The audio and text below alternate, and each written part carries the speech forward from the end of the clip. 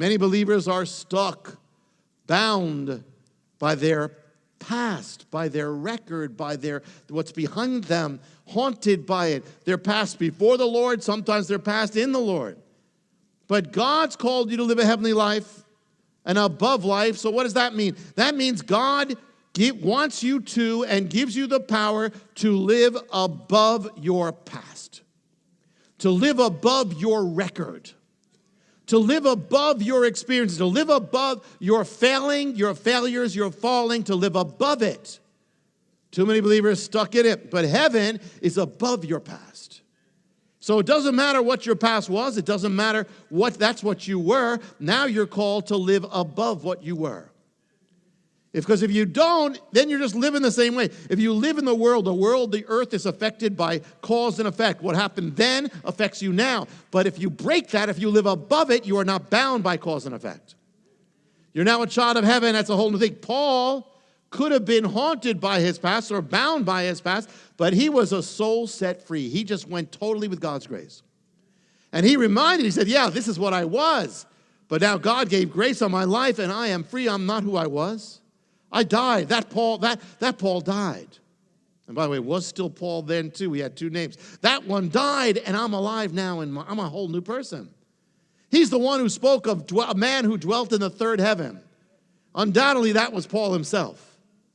But his life, it wasn't just the experience. His life was lived in the above. People sometimes ask, do you get nervous speaking up here? And I say, not really. I'll get revved up. I know I'm in higher gear, but not really. Now, in the past, before I came to the Lord, I never spoke before anybody. Or really nothing. But when I came to the Lord, I just followed, Lord, what's next? And where he led me to, they asked me to lead a Bible study, a few people, but then it grew and grew. So it was just so gradual. And I was doing things I never would have done in the old Jonathan.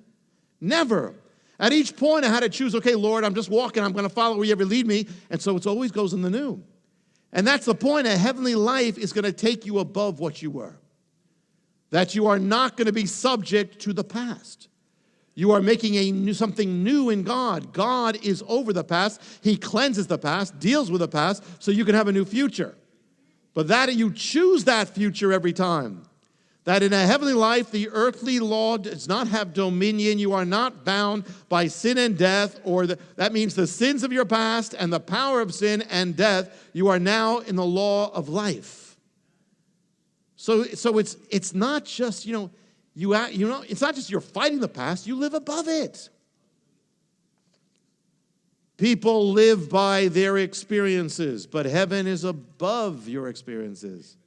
That means even in God, so many believers live their lives in a rut. I'm doing this, and I stop stepping out. God calls us to live above our experiences, that we're always going to be stepping out. Above every church steeple, above every church or congregational building, there's a sky. What does that tell you? Heaven is above religion. So we're never to live in religion in that sense, the way the world thinks. God is above our ideas, even our ideas about God. He's above it. He's above what we're familiar with, even in the Lord. If our view of God is confined to the four walls of the sanctuary or stained glass windows, then it's not God, it becomes dead. We were in Rome for 1 day and a half. And we went to see St. Peter's Basilica, Vatican, to see and it's gigantic. And there's statues after statues after statues. And then when you go behind in the museum, there's more statues after statues after statues after statues after images after icons after images after statues. Gigantic ceiling. Went into the Sistine Chapel, Michelangelo, Adam and God. I always thought it was on top of it was a dome, and that's all you saw up there. You go in that room, it's one little square, I don't say little, but it's one square in the middle of tons of other squares. It's so busy, it's the busiest ceiling you'd ever see. It's got a million squares of different paintings. And yet, if there was no Sistine Chapel, there's no ceiling, they just took it off. the heavens would be more majestic than what Michelangelo did. Heaven is bigger. The heavenly things of God are bigger than our doctrines. There's a place, obviously, for doctrine, but it's bigger than that. The doctrine barely cannot contain God. Even the word God, and this is in the book of mysteries, even the word God in Hebrew cannot contain God, and there's something in there that says this word the reality is bigger than the word. He's above our doctrinal understanding, no matter what we think. I remember when a few people got into a particular doctrine and made it their focus, by which they believed that they really understood God. They had it in their doctrine. Their doctrine contained God. And for what I could see, they didn't have it. In fact, they lost something. And one of them gave me a pile of books and said, you have to read it. And then he asked me, did you read it? I said, no. He said, you have to. I said, no, I don't. He said, why? I said, you see, if you need all these books to prove your doctrine is in the Bible, then the only thing your books prove is that your doctrine is not in the Bible.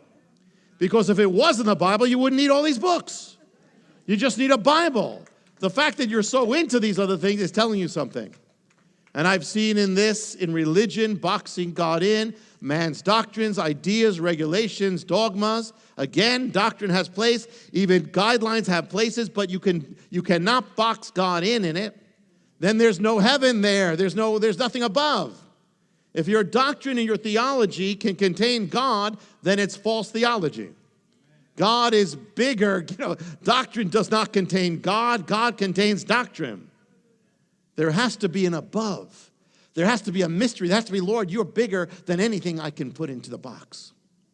Some believers believe that their doctrines explain everything. No. That's why Paul could write of the unsearchable ways of God. How high is God, Paul talks about.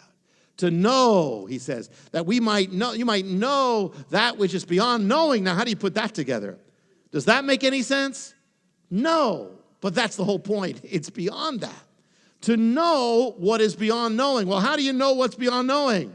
By not knowing, by faith, you can know what's beyond knowing. To find out how you can receive more of Jonathan's teachings, to receive special free gifts, or get in touch, go to hopeoftheworld.org or call toll-free 1-800-YESHUA-1. That's hopeoftheworld.org or call 1-800-YESHUA-1. That's 1-800-937-4821. You can also get more at Jonathan Cahn's Facebook page or write us direct at Hope of the World, Box 1111, Lodi, New Jersey 07644, USA. Hope of the World is dedicated to the goal of spreading God's Word and salvation to every land and people. We do this by spreading the Word throughout the world and sponsoring compassion projects to the most poor and needy around the earth. To get in touch or have a part in God's work, just write to Hope of the World, Box 1111, Lodi, New Jersey 07644, USA. Or go to hopeoftheworld.org or call 1-800-YESHUA-1.